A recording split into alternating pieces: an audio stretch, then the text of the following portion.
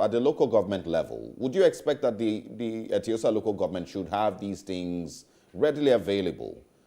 So we don't have to wait for rescue equipment to come from Mushin, because that's what the Lasema DG said to me, that, when the disaster happened, their staff got there, after, a few minutes, I guess, but the equipment couldn't get there till a couple of hours later because of traffic. And the equipment, mostly excavators that use fire department, that has a crane, that has any of these things readily available. Absolutely, emergency plan and emergency team. Because, for example, something happened, maybe the local government secretariat, for each local government, and then each of these teams need to be treated. There were situations, even in this incident, where the equipment broke down in many cases, running out of fuel, a lot of things that are not meant to be actually. So we have been, that's what you see when there's a crime scene or there's an emergency. So securing it, having those max tapes and all of that, so people do not trespass. But mostly, I don't think if that was really the case here.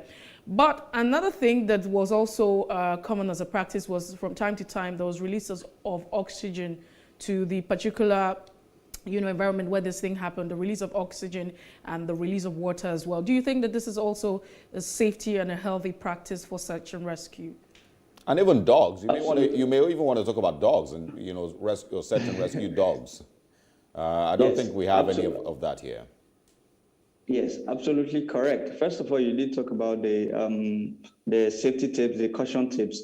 When an emergency happens, in order for you not to allow, so when this happens, you know that you're already in charge of the situation. As a matter of fact, this particular cordoning of the environment must be left so until full investigation is done and completed, even after rescue operation.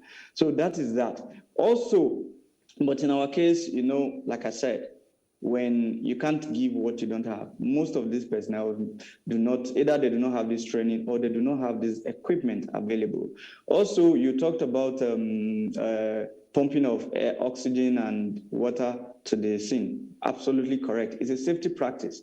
Reason being that, as I said earlier when I began, when this kind of emergency happens, the person is more or less like in a confined space, all right?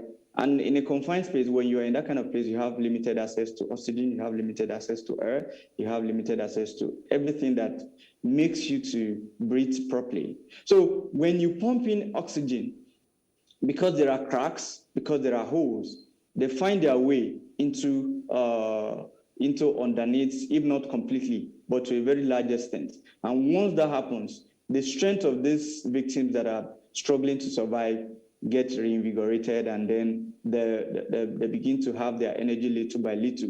So once you do this, and as you do this, the rescue operation continues immediately while you try to call and wait for response. So you must at all times have these things in place, because they help. When you are there, when you are underneath that particular place where you have limited access to oxygen, what that means is that the hemoglobin of the red blood cells that passes this oxygen through your body and then gives you access to breathe and live fine will be denied this oxygen, and then that's what leads to suffocation, and eventually you lose your breath. So it is actually a very good practice. It doesn't save the whole situation, but it helps in search and rescue operations. And also, like you said, the sniffing dogs, where you try to use it. Yes, these are things. The Miami situations, you see dogs here and there everywhere trying to locate if there's human, if there's no human and all. So, but in our case, it has always been the same story. I did give an example of 2016, even before 2014, even before then, there were collapses here and there. I gave a box, everyone does. But after it, who follows it up to ensure that a policy is being put in place? A policy is being designed to ensure or that you have all manner of, you have earthquakes and all that. Based on your department, or if you are even for all of these rescues, you are meant to be trained. For example, as this building collapsed, what are the dangers, what are the risks that the cement, the blocks, and the environment poses the risks determine the kind of equipment that you go in there with.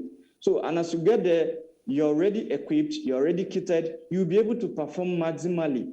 But when you don't have this training or you do not have this equipment, your marginal productivity will be low because your confidence level is low. As you are working, you'll be telling yourself, remember, your family is waiting for you at home. When you breathe in these things in excess, you may collapse here, or when you get home, you may collapse.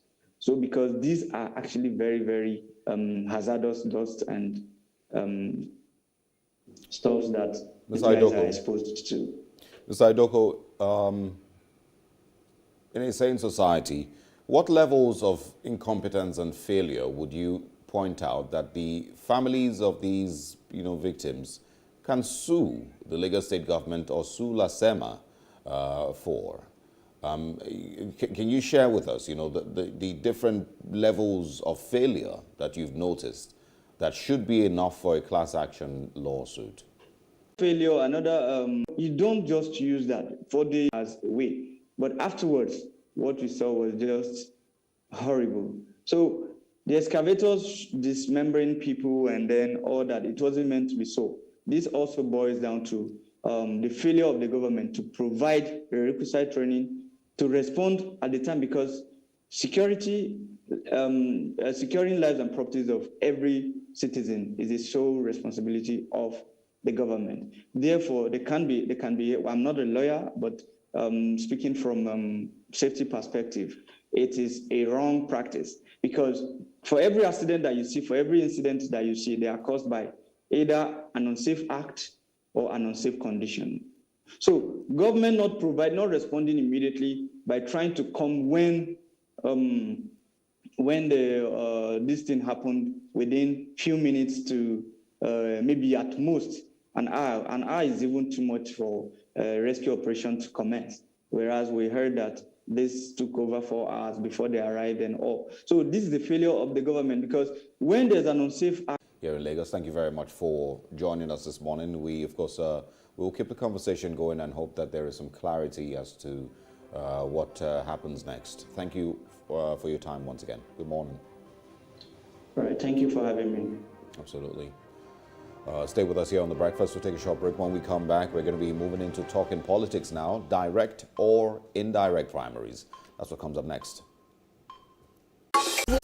Afrima from November 19th to the 21st, 2021 at Eco Hotels, Lagos, Nigeria. Featuring Africa Music Business Summit, a platform for business networking and interaction among music professionals. Join Afrima Music Fest, an evening of non-stop music concerts with live broadcasts and performances from African music superstars. Date is Friday, November 19th from 6 p.m. Sunday, November 21st comes with all the glitz and glam from Africa's music superstars, celebrities and international personalities at Afrima Awards Ceremony. Red carpets 4:30 p.m, awards 7:30 p.m.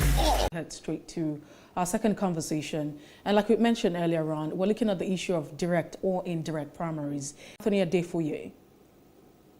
Good morning. Okay. Thank you once again for joining us this morning on the show. Good morning. So the proponents of direct primaries believe that indirect primaries is not in consonant with the tenets of democracy. Do you agree with this school of thought? And therefore, you get a better reception of the people. But when you use indirect primaries, in which means you have to appoint delegates, and these delegates you have to go to an assembled place and then vote for the candidate. Now, the disadvantage of that is that those delegates can be bought. They can be easily bought. It doesn't mean that when you do direct primary, it cannot be influenced by money or by any other thing. But you have many more people participating when it is direct primaries than indirect primaries. So the best would be direct primary. Now, when you do direct primary, they are choice. Now, if you do by indirect primary, It will be some certain delegates appointed by the wards and some statutory delegates who by their position Direct or indirect? condition. For instance, when you do a direct primary, it is more involving, it is more time consuming, and sometimes it could be violent. But the violence can be contained in certain wards or in certain places.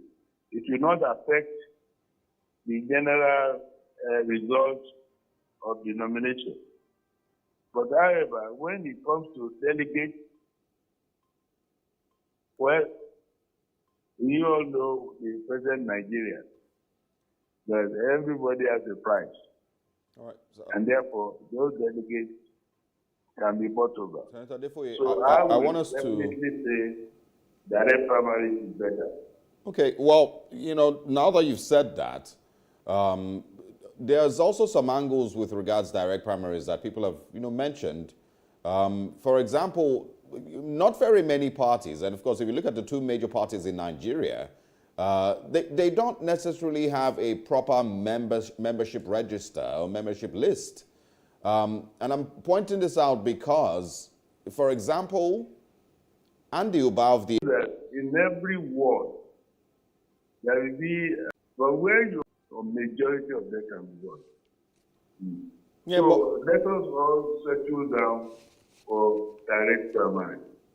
If you remember during the MKO era, it was the direct primary that was applied.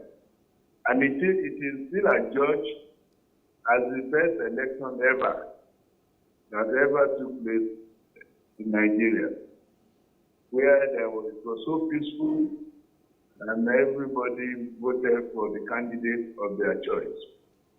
So I will, at any time, opt for direct primaries. Okay, let's also look at that process, and that might just be a lot of stress. To be very precise, it will stretch INEC. What are your thoughts? Don't you think that's cumbersome already? Well, normally, INEC will witness those primaries. We expect that INEC will be neutral and will record exactly what they saw. Now, all these are the conditions that must be considered. Now, if we now adopt the electronic system, that will even be better. That will be easier. But you know that only a percentage of Nigerians can use the electronic system. So we still have to go to the wards to line up behind the candidate of our choice to choose a candidate. So go up and down in any condition at all. The direct primaries will be better. It's difficult for you to buy up those large number of party members. It's always very difficult. And it's always well organized because you don't know what is happening in the other wards. So whatever you find in your own ward, you all just record it and wait for the coalition of those numbers. So when it comes to direct or indirect, you all have to assemble in the place and be given some pieces of paper to go and drop in the box. All those can still be manipulated. All right. But the direct primary, where you all just line up and they just count all of you, is always the best that we can adopt. All right, Senator Adefoye, I also want you to respond to the parties. For example, the People's Democratic Party that is saying that they don't think the National Assembly should be the one, deciding how parties carry out their internal, elections. I'm not hearing you well. Can you? I'm not hearing you well. Please. Can you hear me clearly now? Yeah, I can hear you now. Okay, so I'm asking your response to the PDP saying that they don't think the parties should be told how to carry out their own internal elections, and that National Assembly should not be the one to tell parties, and parties should be allowed to decide whether they use direct or indirect primaries for themselves. Do you agree with that? Do you think parties should be left alone to decide direct or indirect? No, I don't agree with that. So, whatever happens, the party is representing the people. And whoever is nominated will rule the country. Therefore, it is a matter of concern for all Nigerians, not that party alone, to decide which method to use. You know, they can work to answer. You don't want the situation where you work to an answer. You want the situation where every Nigerian will make up their mind and make their choice. And not say that this is to party. And if you know now, there are so many parties.